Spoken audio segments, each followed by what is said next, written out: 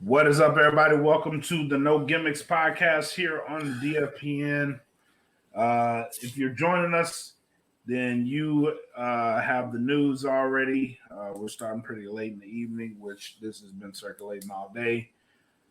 The Iron Sheik, unfortunately, passed away today at the age of 801, and tremendous legacy that he leaves behind.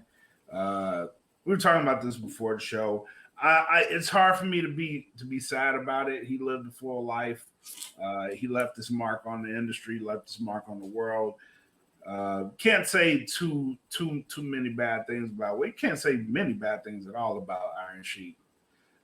Regardless of what he did in the wrestling ring, he was a heel. That was what his purpose was, to make people hate him. If you hate Iron Sheik, if you want to say something bad about his performances in the ring, then shit, he did his job. So Godspeed, respect the legend forever. Iron Sheik, 81 years old. Frankie D, how you feeling, man? I mean, I'm copacetic, man. Talk to me about the Iron Sheik, man. I know for those who don't know, I'll peel the curtain back a little bit. Those who don't know, the Iron Sheik is a source of our friendship.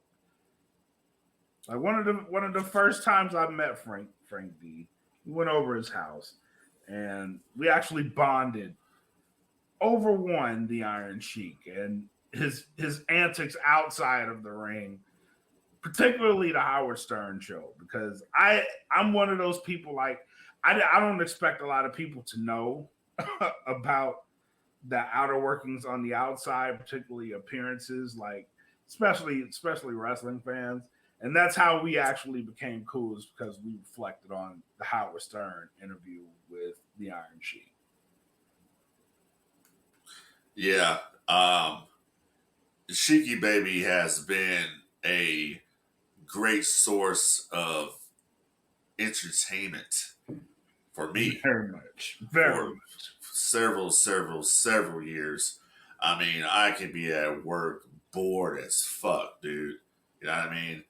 And I'll just pop on some shit from the Howard Stern show. You know, he's up there when they had him going up there with the fake Macho Man and the fake Ultimate Warrior.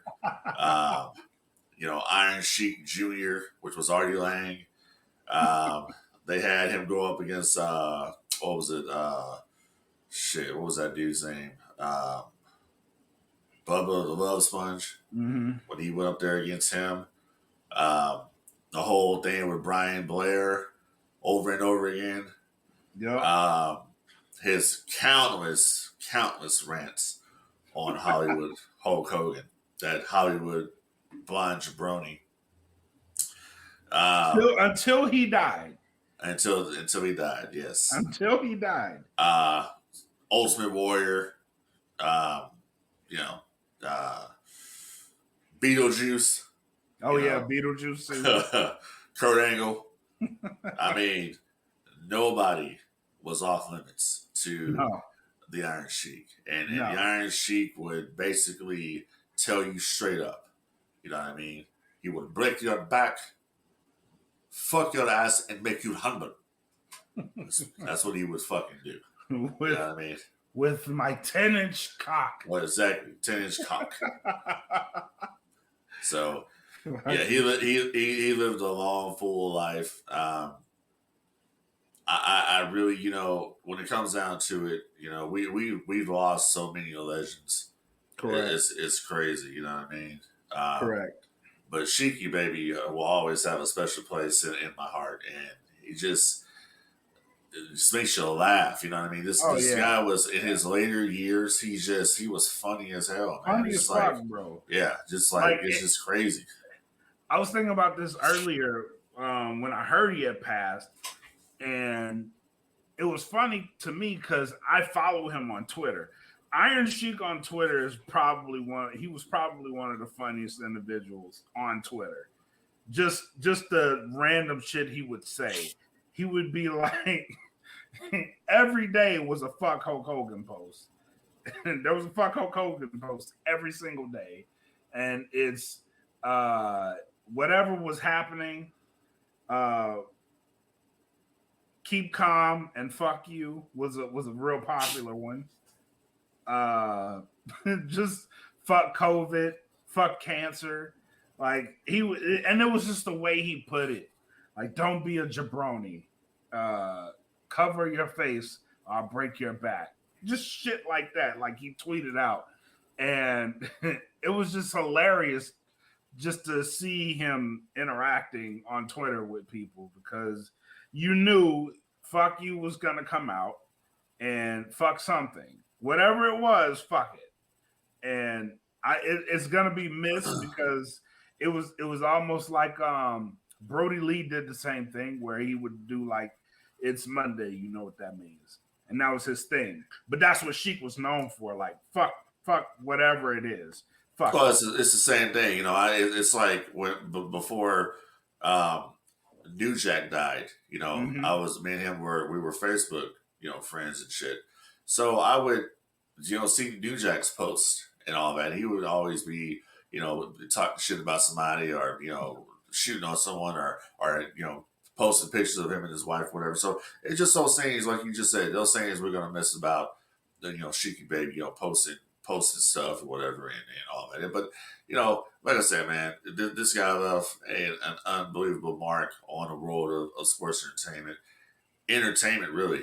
You know what I mean? So yeah. I'm going to be very interested to see if Howard Stern is even going to even acknowledge the Sheik's death, and if he does, is Robin Quivers going to act like she's, you know, she knows who the hell he is, or she's going to play dumb like she normally does if someone dies.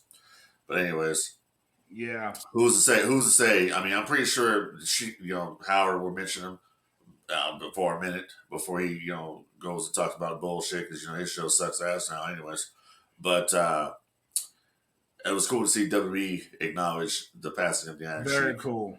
And I just wish, you know, like I said, this is not their responsibility.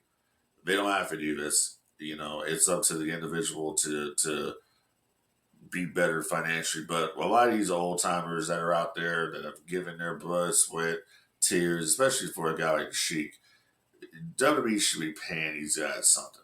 You know what I mean? A pension or something. A pension or some kind of a retirement. You know, they're not obligated to do that. That's, in my opinion, is what should be done. A show of goodwill. Exactly. Yeah. You know what I'm saying? That's but whatever. You know, yeah. That's never gonna change. I mean, Jesse Ventura said Jesse Ventura tried to get a union in wrestling, you know, back in the day. It didn't work. Jesse says he got his retirement. He gets a quarterly check from the WWE for the rights to, you know, his likeness and all that shit. So he got his retirement. He's the only person in wrestling that has a retirement because of the royalty lawsuit. So that he won. You know, so sad that you got to go to that route to get that, though. Right? You know I mean? Yeah. Yeah, I'm with you. I'd rather see them get a pension or something, and you know that they're taken care of. Because Sheik in his later years, and it's crazy too because you see these guys like their whole mission is to look big and strong, and then when they get in their later years, even Hulk Hogan, like the last time I saw Hulk Hogan, he didn't look like Hulk Hogan. He looked like an aging person. You know what I mean? And well, you know, yeah, that's what's gonna happen. That's what's gonna happen. I mean, Hogan did an interview and said that the biggest regret he has in wrestling was doing a fucking leg drop. Mm-hmm. That's the biggest regret. You know, because it fucked him up. Yeah, and people will say it all the time. Like, you know, they don't understand when you go out there and you're bumping around on that mat and you do this shit consecutively and putting time in and working and they've changed the rings a lot. You know, in the WWF, but back in the day, they'll tell you that ring was stiff as fuck. Yeah. No give. Yeah. So imagine falling on your ass every single night. 2 shots in one day. You know what I'm saying? So it does a lot for you. And I just think that, you know, compressing that spine. Yeah. I just think the guys should be taken care of. You know what I mean? I understand it's a business and they're not obligated to that and you should save your money and all that shit, but Hey, man, I just think the moral compass is just take care of your people, bro. Yeah, hands down, take care of them. They put their bodies on the line to entertain people and bring money to you. So morally, I think you're morally obligated to see that they're taken care of. Morally obligated to see that they're taken care of, but from a business wise, I don't give a shit. I got 30 more just like them, and that's just where it goes. That's just how it Spokes is. on the wheel. Yep. The one falls off, put another one on. That's how it goes. Yep. But yeah, that's it. As far as Sheik goes. Yeah, man. Shout out to him. Prayers to his family. But thank you for everything, Sheiky. All right, so let's get into the show. Before we do that, don't forget, if you're listening to this show on audio wise and you're not watching us live, patreon.com, www.patreon.com/thatfeelingpodcast. Also, subscribe to the Bandcamp, thatfeeling.bandcamp.com. And we are both rocking merch tonight. You know where to get that. Teespring, search for That Feeling Podcast. You will be able to rock merch and look like the cool guys over here in No Gimmicks. All right, we got True Colors coming June 10th. And we actually have 2 sponsorships on this card this time. So one dropped today. We're sponsoring Gigi Ray, who is one half of the Money Birds. They're going for the Mission Pro Wrestling Tag Team Champions. The championships, they're going for those belts. So good luck to Gigi. Shout out to her. And Maya World versus Brittany Brooks were also sponsoring that match. So True Colors, June 10th, San Antonio.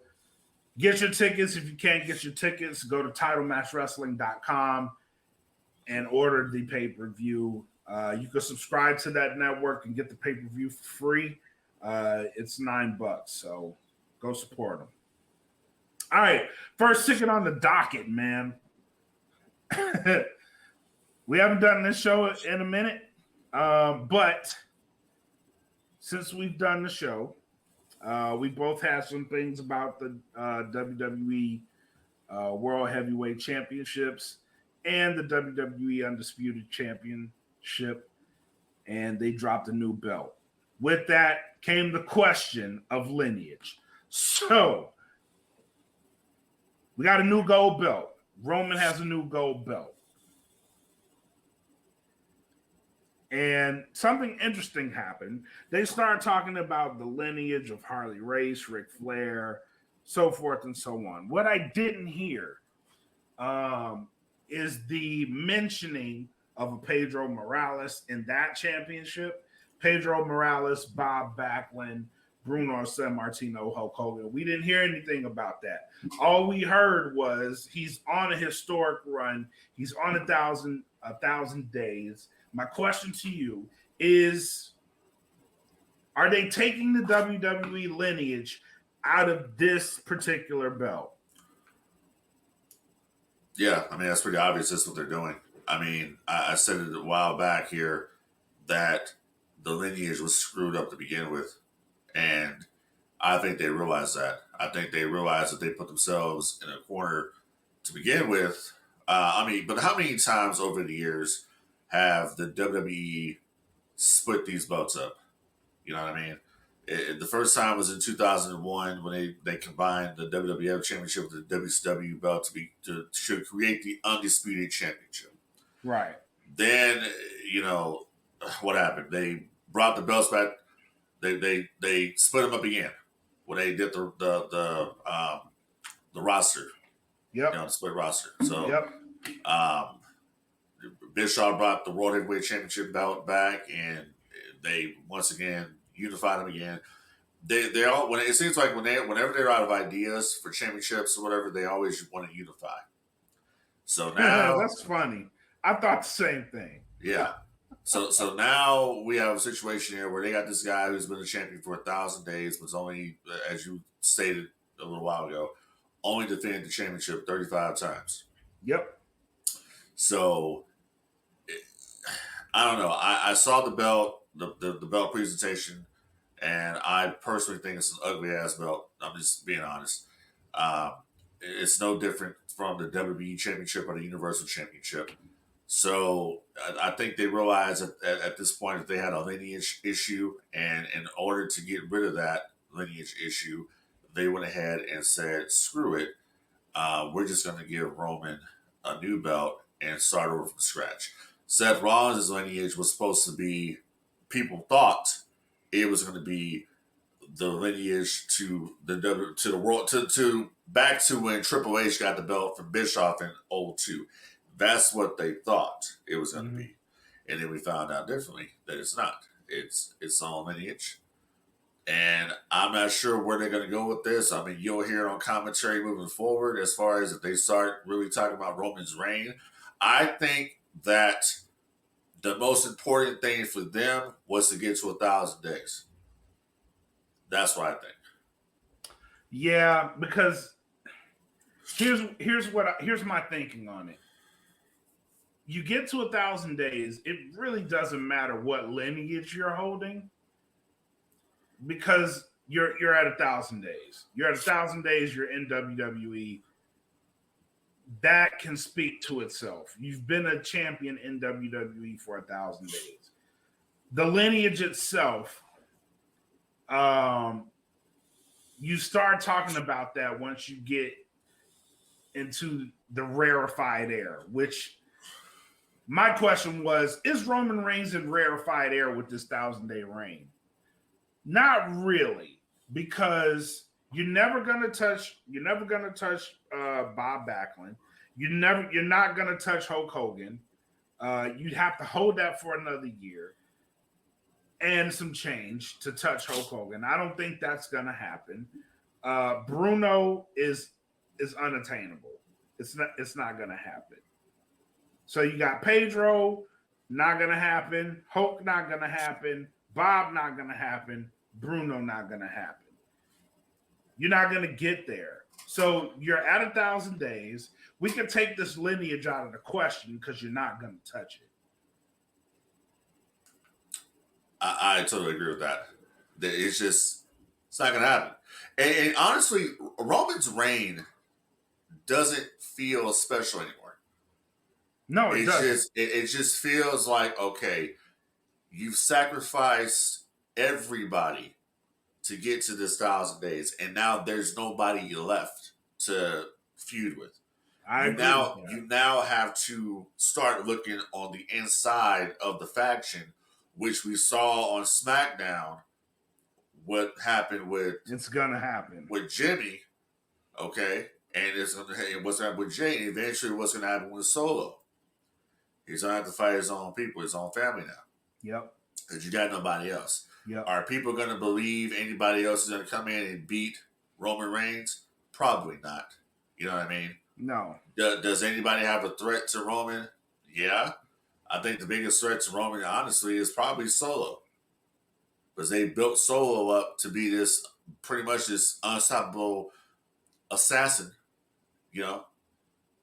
Can't be reasoned with, can't be bargained with. Will turn on his own damn brother like he did.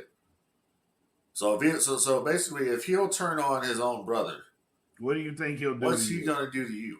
Yeah, it's kind of the story that they're gonna be pushing here in the next few months. So we'll see what happens. But SummerSlam is coming up. It's a big show, and I expect Roman to have a championship match on that show.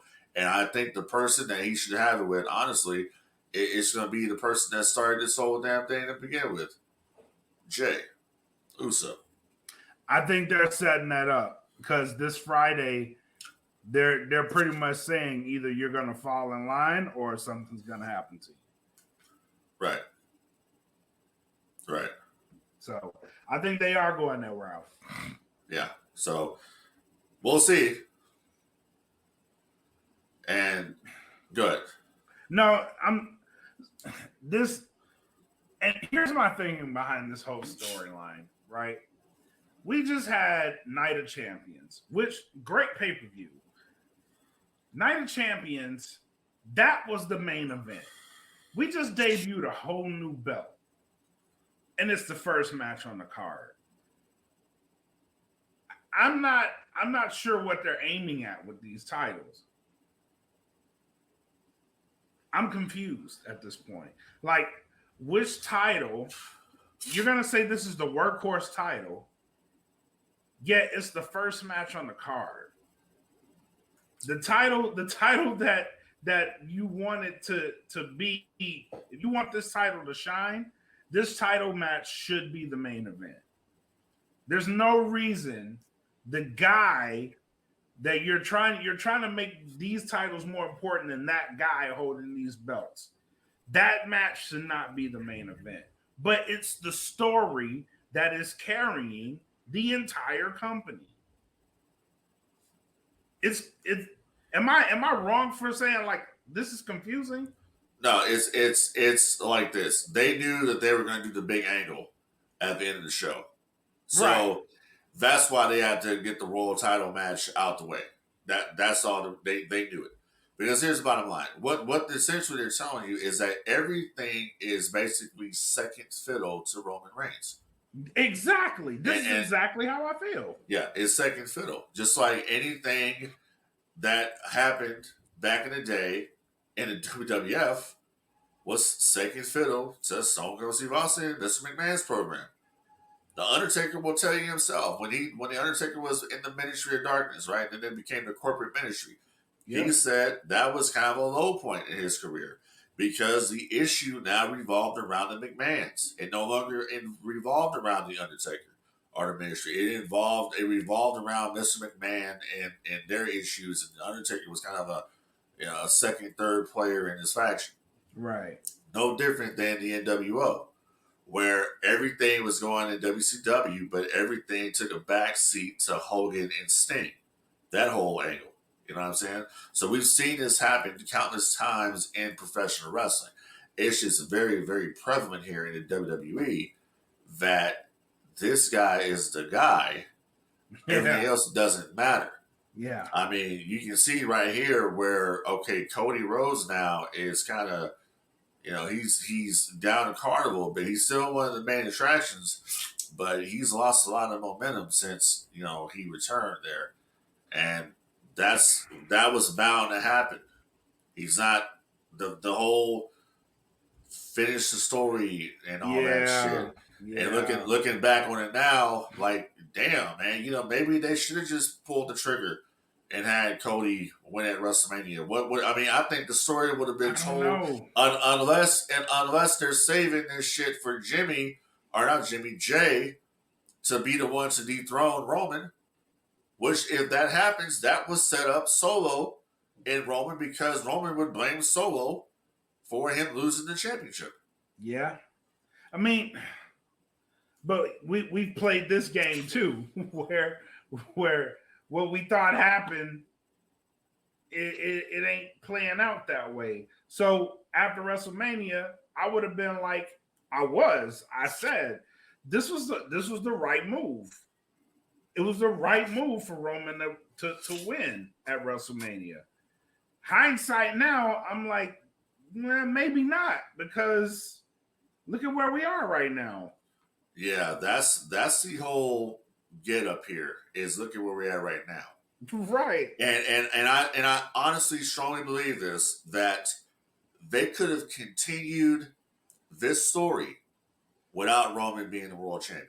Yes. They could have been. Cody Rhodes, looking back on it now, he should have won a Mania. Yeah. And even the Usos losing, I don't think that was a good call because you could have had the story. You could have had the story of how it's playing out right now being better with Roman not being the champion and the Usos being the champions.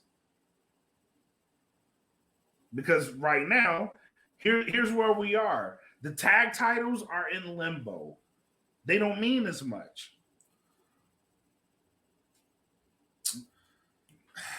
Yeah. I don't know, dude. Everything is just... Like people say that this, like the WWE is better now. Like people, I read this shit, and it's like Triple H can do no wrong or whatever the hell, and I'm like, are we all watching the same shit here? I will. The only thing I will say is that Raw flows a hell of a lot better. That's it. I'm not saying the stories are better. I'm not saying I can't watch 3 hours of that shit. It flows a lot better, and it's really primarily due to the first hour. The first hour of Raw is always strong. Piped in fucking Thunderdome crowd sound, the whole damn show. And I'm sorry, hey, listen, I'm gonna tell you right now. I like Dominic Mysterio. We're going into it now. No problem at all. But like I've been saying, and it is the proof is there now. The crowd noise is piped in. Everybody knows you're all welcome, by the way. Yeah, he's not getting heat like that. I've been saying it the entire time on the damn show. You can clearly see it now. He's up there cutting a promo. Nobody in the fucking audience is doing a damn thing. They're sitting on their hands. Nobody's reacting. No one cares. It's all being piped in. No way in hell is anybody getting that type of heat. No. He is not. To prove this point, and I said this before the show too, to prove this point, I don't know if AEW did this purposely or not, but AEW and Don Callis, after screwing over Kenny Omega, came out last week and got nuclear heat. No pumped in noise. They went and they zoomed and they focused on the crowd booing this man religiously. And they booed the crap out of him. The entire promo. And I said to myself, that's heat. What they're doing with Dom is piping in noise. Because there was a very big difference on how that crowd trailed off and didn't trail off at points. Like, you can control it with Dom. It sounds controlled with Dom. With Don Callis, it was no control. You cannot control the noise level. And they were loud. They were really loud. And it's so obvious, dude. It's like, oh, yeah. It's so obvious. And then it's like, I don't know, the scene on SmackDown, the audio is just, they got to do something because whoever's working SmackDown, working, their delay is horrible. Like, you can't hear a damn thing. Their timing is way off. It's way off. That's 2 weeks in a row that's happened, where they have been in the ring doing something, and then I don't know, the crowd's chanting something or whatever, and then the delay cuts on. It was just they were saying holy shit. Yeah. And the delay cuts on, and it's like they started talking, but you don't hear anything because of the damn delay. And it's like, dude, like, what is this, amateur night at the Apollo or some shit? Come on, man. Yeah, man. Yeah. You could definitely tell the difference. And I think Dominic's. I think Dominic is cool, dude. Like, I'm a fan of Dominic, but it's so telling. And I hear people, wrestlers that have podcasts want to talk about, Dominic's getting good heat, nuclear heat, and all. No, he's fucking not, dude. It's the damn Thunderdome. Come on, man. You can tell. I mean, I know, your buddies and all that shit or whatever. He's not. Yeah, I'm sure he gets some boos. But it's not like that, man. That's the Thunderdome. You can clearly tell it is. The people are something. You hear this loud ass noise going on that sounds like a track, okay, an audio track that's being looped in over and over again, and then you zoom in on the crowd, and nobody is doing nothing. They're just sitting there. They're just sitting there, not reacting to the shit. Where's the noise coming from? Oh, maybe it's coming all the way up from the nosebleeds. That loud. Come on, man. Nah. Sound don't travel down. Exactly.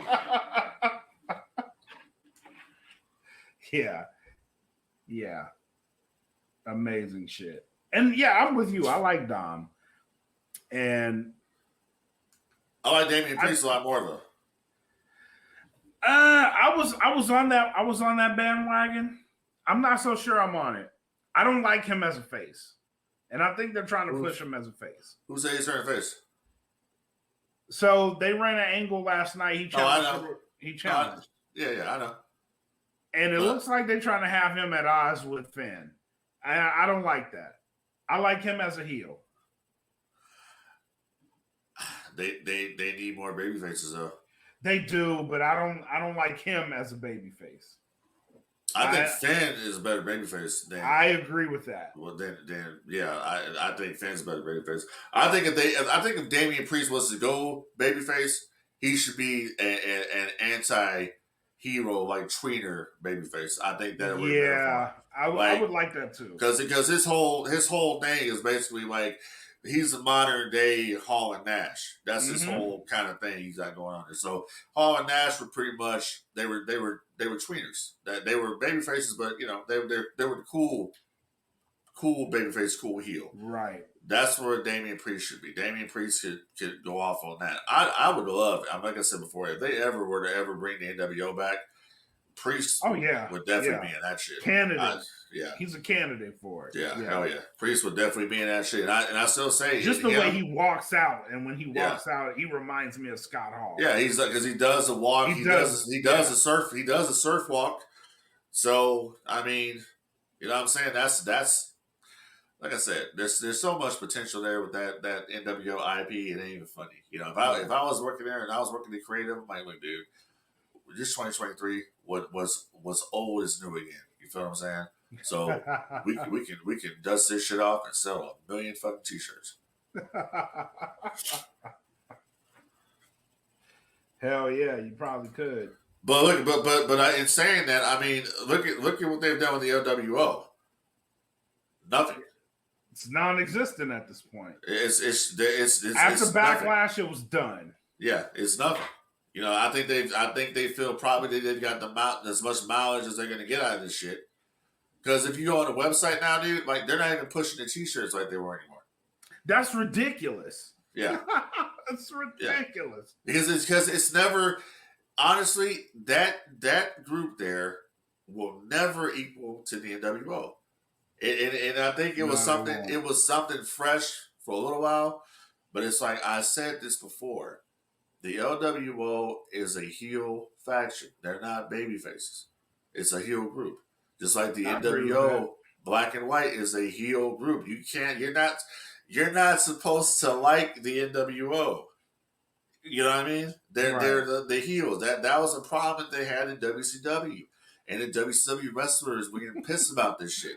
Like Luger and Sting on it, like, dude, they're cheering you motherfuckers. Like, you're taking all the fucking heat because they're supposed to be booing you, but they're cheering you. Yeah. So what do we got to work with? Can't help it that we're cool. You know what I mean?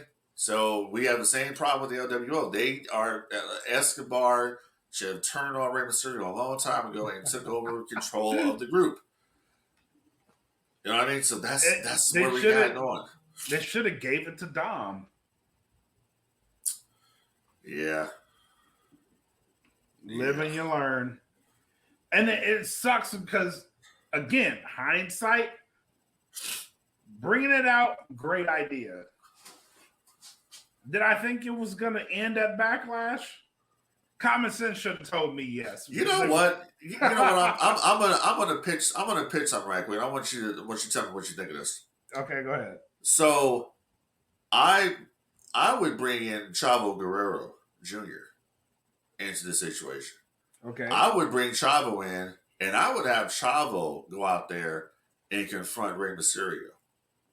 And I would have Chavo go out there and confront Rey Mysterio about his bastardizing prostitution of the Guerrero name.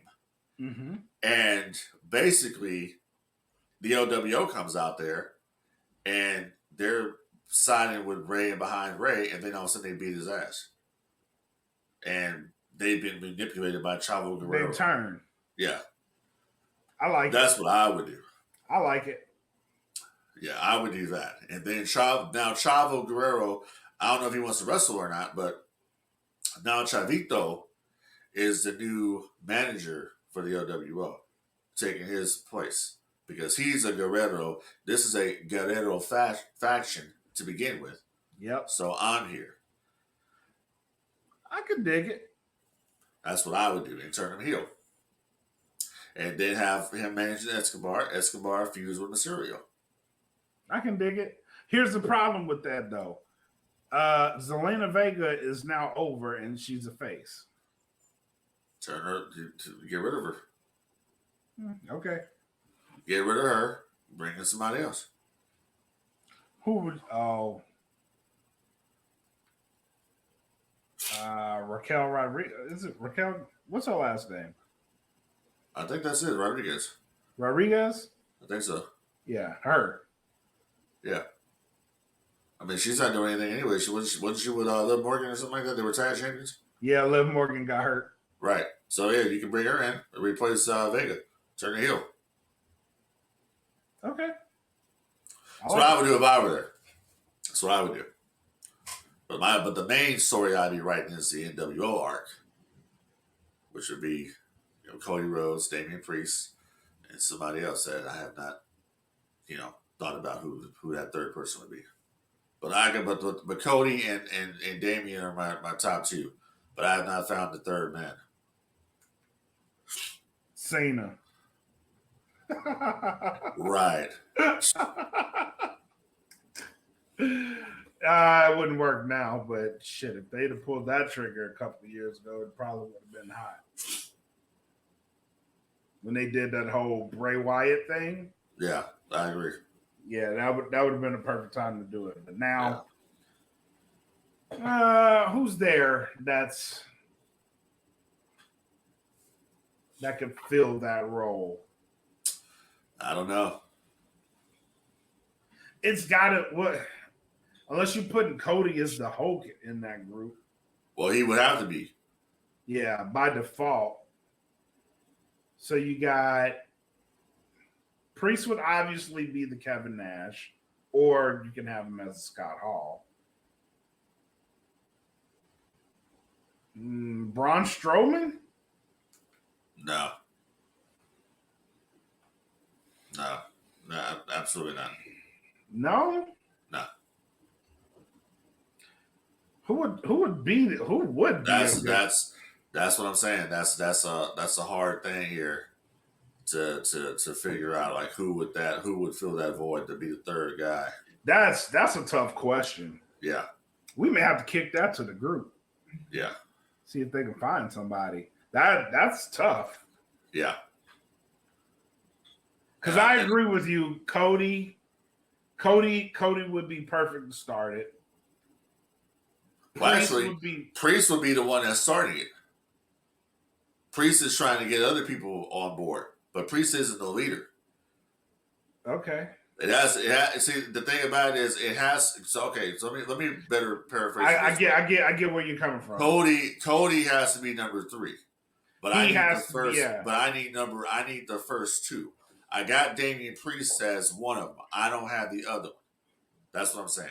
Like the outsiders, or who's the other outsider? I don't have. I would say Priest would be my Scott Hall. The only person I could see doing it, honestly, I may cut you off. I just thought about somebody. The only other person I could see that could take that role, that could start some shit, and that would kind of have lineage to the NWO, would be Braun Breaker.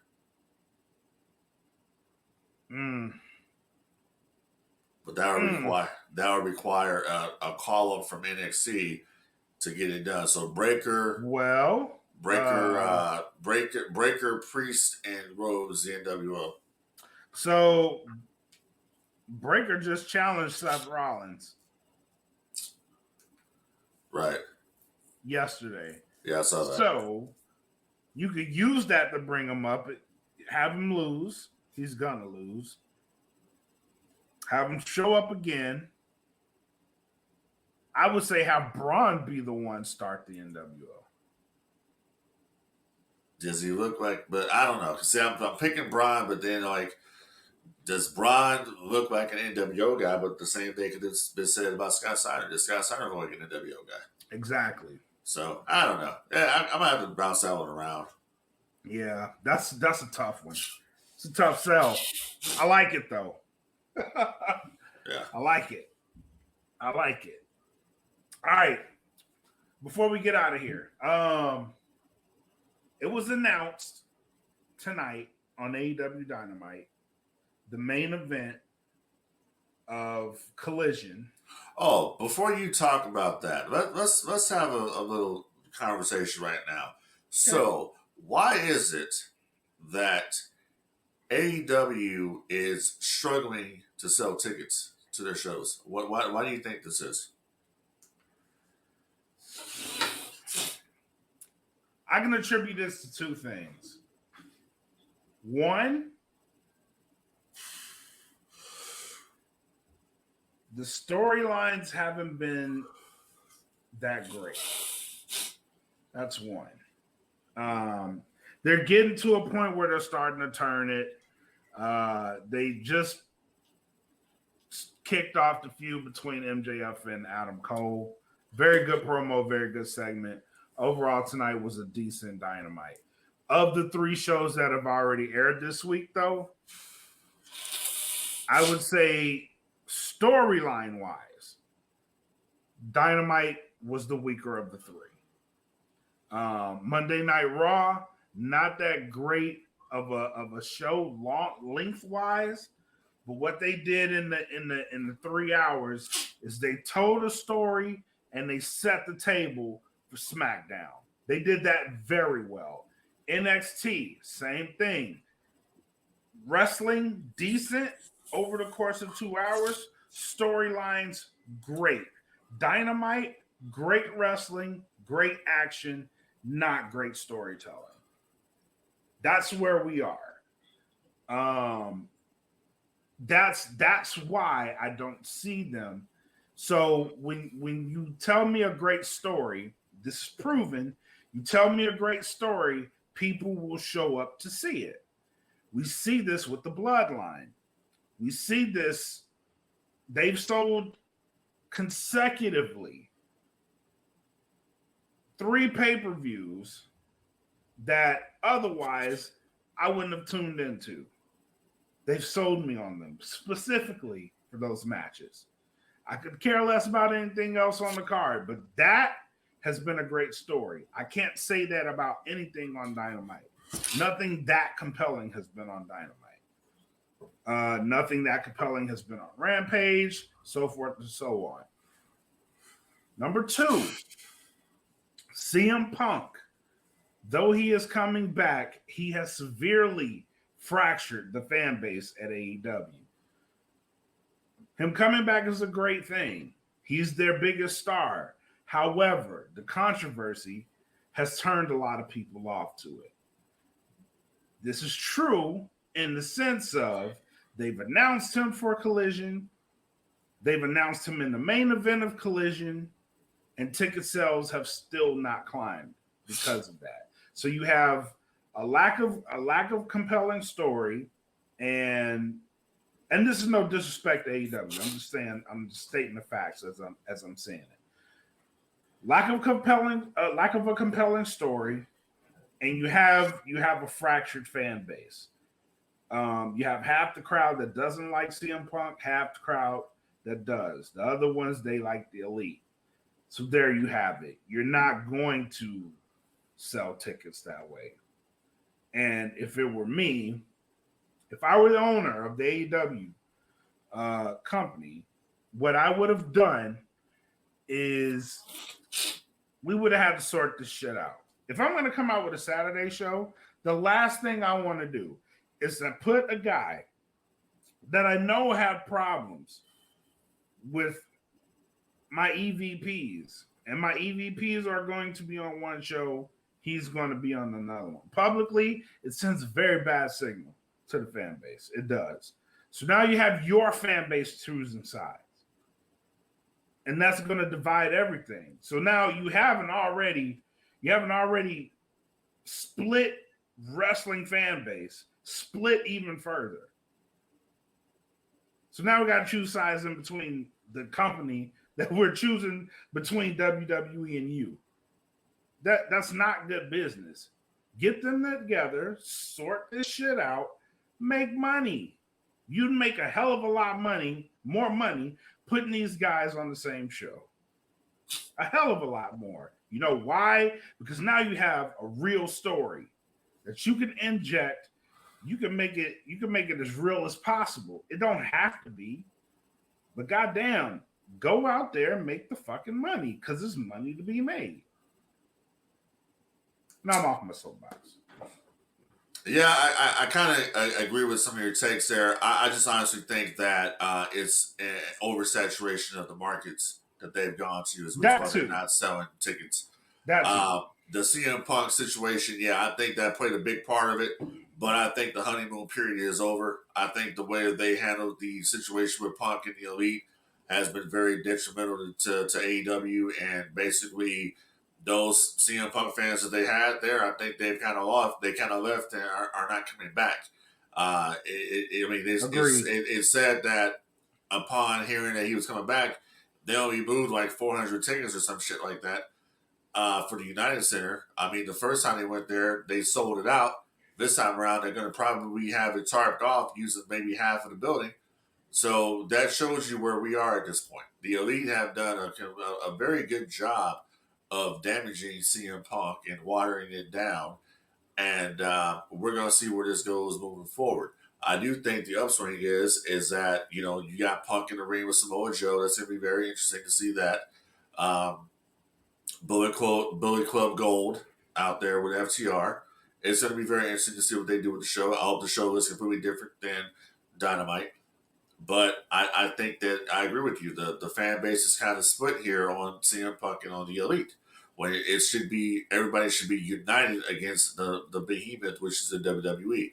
But people don't see it that way right now. People are all still up in their fields, and they're saying, screw this guy, we're going to stick with these guys, or screw these guys, we're going to stick with this guy, when it should be one team. One guy, one team. And I just think that, you know, looking back on the media scrums, I mean, a lot of that, you know, Punk called them out on their shit. But I think what should happen was that they should have maybe had a conversation backstage about this stuff. I think that none of this shit ever should have been made public to begin with. You know what I mean? And I watched this media scrum today. I gotta say, man, I gotta put some of this shit on Tony. I have to. No, you can't put some of it on Tony. You got to put it all on Tony because Tony is the guy who is in charge. You think that if some shit like that's going down, like okay, Byron Saxton is the one who hosts the WWE, you know, press conferences and shit like that. You think that if some shit's going down like that, Byron Saxton is not going to step in? Right. He's getting word in his ear. He's not going to step in and stop this shit or whatever, or Triple H is not going to come out there and do something, or they're going to cut the feed or something like that. That's exactly what they would have done. It's a total lack of leadership on why this happened to begin with. Definitely. You're sitting right by, and when he first started going, I looked specifically at Tony. And you can see Tony's uncomfortable with this shit. You can see it in his face, like, damn, like I didn't know you was gonna come on here and do this. Like, come on, man, say something. You're right but there. It's like, but Tony also had the look of like he knew about some of this shit, and he kind of agreed with some of the shit he was talking about. I think that the whole situation would have been swept under the rug had the fight backstage not happened. Yeah, that's what I think. I think that it would have been business as usual had the fight not happened. And the bottom line of it, when it comes down to, and this is what people have said, bottom line of it is this. This guy went out there and called y'all out on some bullshit. Y'all didn't like it. Y'all went to his locker room and thought y'all was on this what. And like, if I'm CM Punk and I got 3 motherfuckers, yeah, I'm thinking some shit's about to go down. And before it's the same thing with Nash and Roddy Piper. Nash wasn't going to give Roddy Piper a chance to fucking swing on him. He swung first. Yep. That's how it goes, man. You fucked around. You found out. All right, let's move on. Exactly. So, hopefully nothing else happens. Hopefully they can get their business back together. They did sell out Forbidden Door. That's officially a sellout now. Yeah. So they were able to do that. They've sold over 65,000 tickets for the Wembley show, and I believe they opened up another 17,000 because they've gone and done some production shit. So, I mean, they just got to get their momentum back.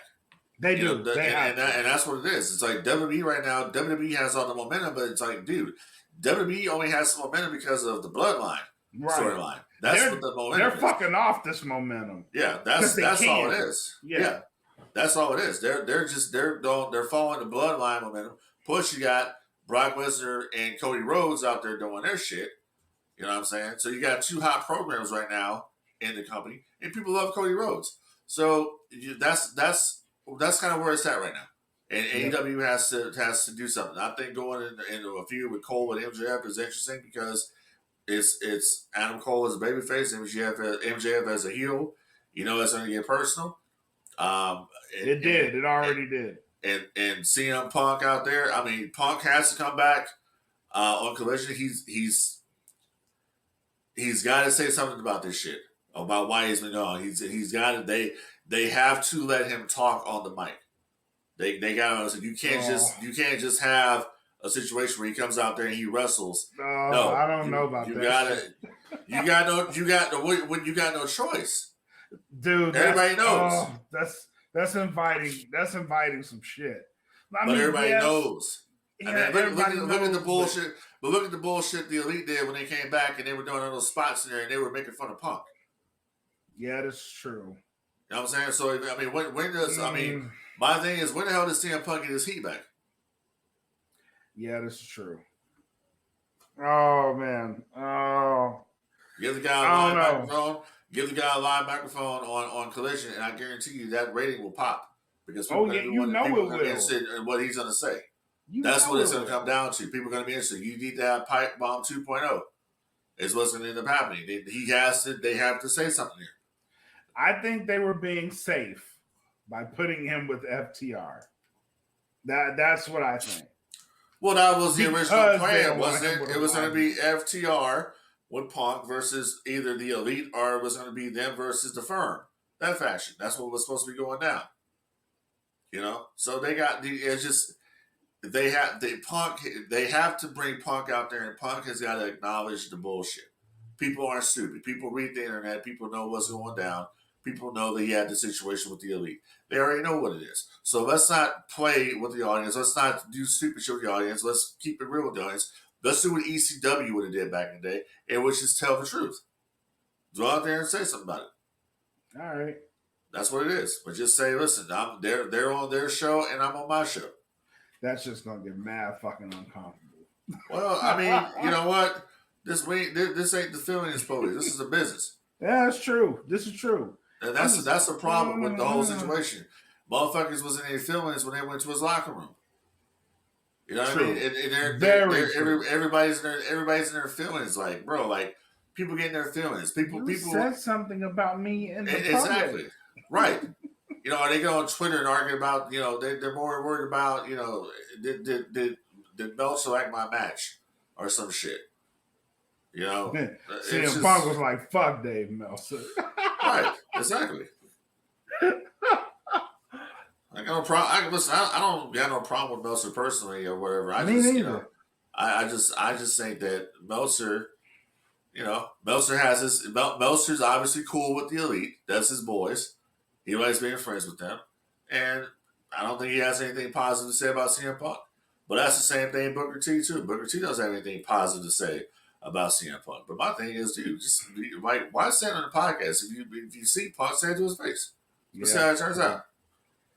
Or you could do what you just did with Ryback. Him and Ryback went on a whole Twitter tirade with each other. Yeah, I'll have to look into that.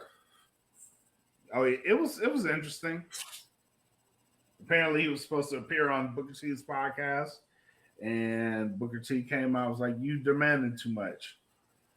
So, oh really? Yeah. So deuces. Yeah. Well, I on Booker T's part, I agree with Booker on that one. Like, who the hell is a Ryback, anyways? He named them. So I know people that have changed their names to their wrestler names. Warrior. Very much so. Very much so. All right, man. Final thoughts. What you got? Final thoughts is Pete Davidson can get a dog anywhere he wants, and Peter shouldn't have anything to do with that. If he wants to go to a dog store and get a dog, that's his business. Why is Peter concerning himself about how Pete Davidson spends his money? So, I that kind of pissed me off a little bit when I read that article. What kind of dog is it? He got some kind of dog, and Peter was like, "Oh, you could have went to a shelter and got one from the rescue or something like that." And he says, "Well, first of all, motherfucker, I didn't know I could do that. And second of all, I need a specific dog that's hypoallergenic and shit, because we have that's his business. Why is anybody's business what kind of dog he gets or where he gets it from?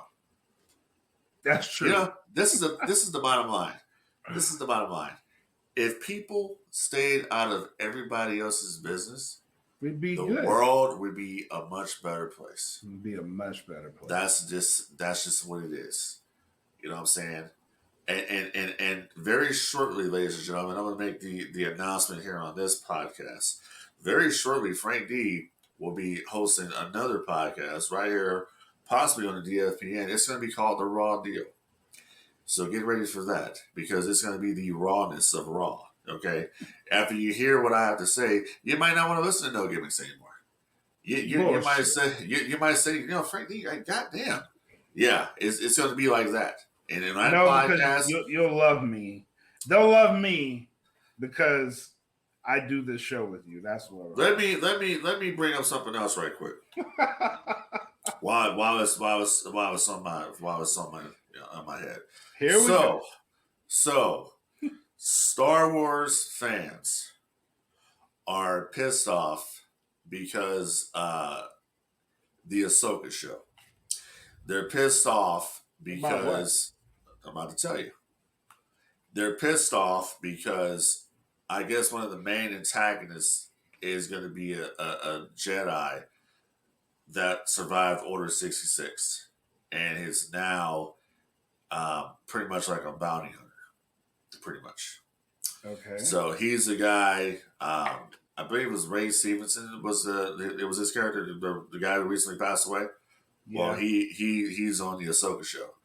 So they're mad about that because they're saying there's so many Order 66 survivors that are showing up on these shows. And what the movies led you to believe, from Obi-Wan Kenobi and Yoda, the movies led you to believe that Luke was the only one left for the Jedi. But yet you have all these different people showing up. You got Reva showing up on Obi-Wan Kenobi. You got the one guy that knew Obi-Wan on the show when he appeared out on Tatooine in the desert. So they're very upset about this.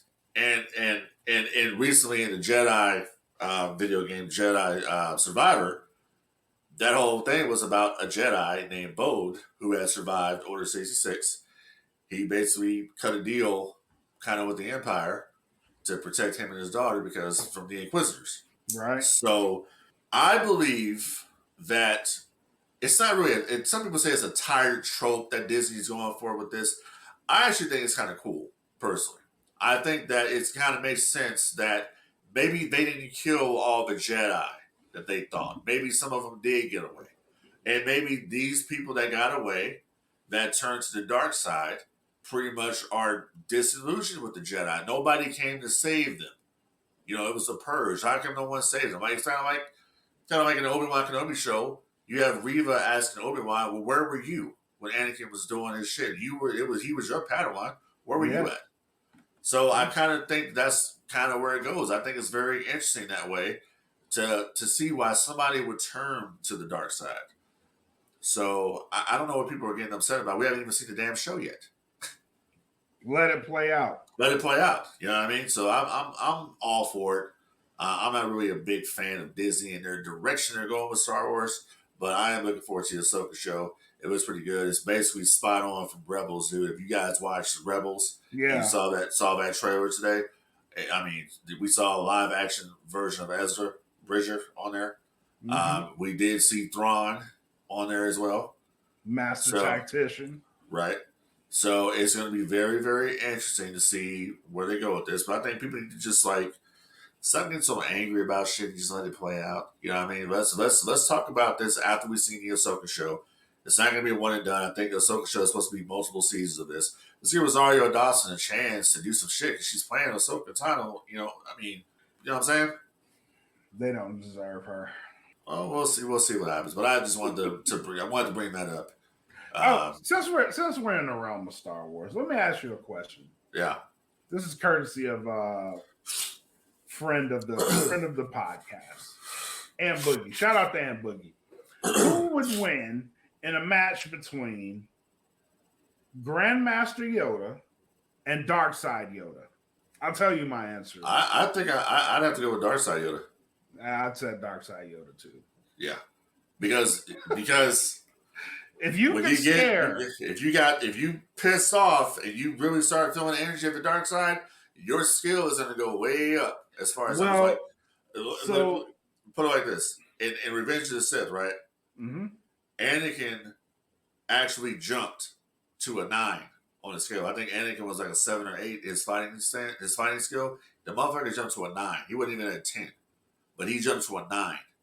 He wasn't even using the full dark side, you know. So I Yoda would get trashed. He would get stomped. I don't know, but there was a time. Well, I do know. Dark Side Yoda would definitely win this fight, but there was a time that Yoda actually showed. He showed what his power would be like on the dark side, and it was for Dooku. Count Dooku was trying to recruit Yoda, turn him to the dark side so they can go up against Darth Sidious. And the plan was to use Yoda to kill Sidious and then, take that mantle as Darth. But Yoda wasn't having that shit. And he showed him like what his power would be like on the dark side. And Dooku was like, nah, fuck that. Fuck that shit. I'm not doing that. So to scare him into saying, no, don't come to the dark side, you can fuck a whole bunch of shit up, I would say Dark Side Yoda wins this one. Yeah, I saw in that group there that they posted who would win between Ahsoka and Count Dooku. And, I picked Ahsoka. And my reason for picking her was like Ahsoka was trained by Anakin Skywalker, and he kept training her.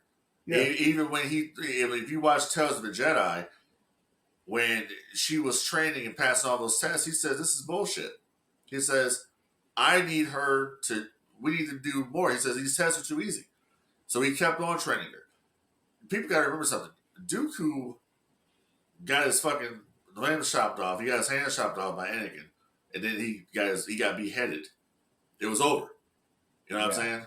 It was. I mean, people need to realize that Count Dooku was, Lord Tyrannus. He was a bad motherfucker. Killed his own sister. Mm-hmm. But Ahsoka was trained by the Chosen One. You know what I'm saying? So, yeah, I'm going to go with Ahsoka all day long, dude. Yeah, we can do more of these. So as it drops them, we can kind of break them down. Shout out to him for that shit. Yeah. That was a pretty good discussion. All right, man. Anything else? Yeah, go to the official No Gimmicks Facebook group and go vote in the tag team bracket. I saw your little comments you made there about what comment? Now that the ripoffs have been voted out, and I was going to write on there. I was going to tell you to go ahead and eat a dick. What comments are you talking about? Talking about your comment about calling the Demolition ripoffs. I don't know what you mean. Oh, bullshit, dude. I didn't know. I did no such thing. Oh, you did? No. Oh yeah, you did. Yeah. Not. Okay. I just posted an update to the bracket to the group. That's it. That's all I did. Yeah, I know. And you put your bullshit in there, but it's okay. I don't know what you mean.